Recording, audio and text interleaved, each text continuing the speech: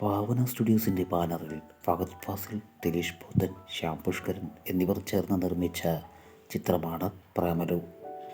ഗിരീഷ് ഏടി സംവിധാനം ചെയ്ത ഈ ചിത്രം വലിയ സൂപ്പർ ഹിറ്റിലേക്ക് കുതിക്കുകയാണ്. 50 കോടി ക്ലബിലെത്തിയിരിക്കുകയാണ് പ്രേമലു ഇപ്പോൾ. നസ്ലിൻ കെ ഗഫൂർ, മമിത ബൈജു എന്നിവരാണ് നായികാനായകന്മാർ. പ്രിയദർശനും സത്യനന്ദിക്കാട് തുടങ്ങിയവരെല്ലാം ഈ ചിത്രത്തെ പുകഴ്ത്തി സംസാരിച്ചിട്ടുണ്ട്.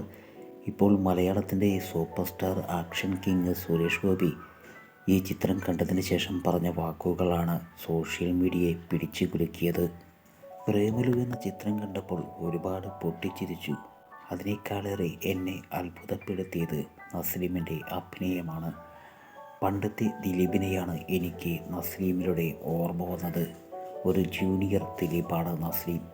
കോമഡി നല്ല രീതിയിൽ കൈകാര്യം ചെയ്യാൻ നസ്ലിമിന് കഴിവുണ്ട് എന്ന് സുരേഷ് ഗോപി പറയുന്നു.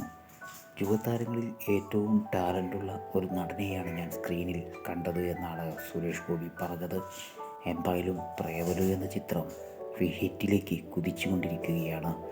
മമ്മൂട്ടിയുടെ പ്രമേയുഗത്തിനൊപ്പം പ്രേമലുവും കേരളത്തിലെ പ്രേക്ഷകർ സ്വീകരിച്ചു.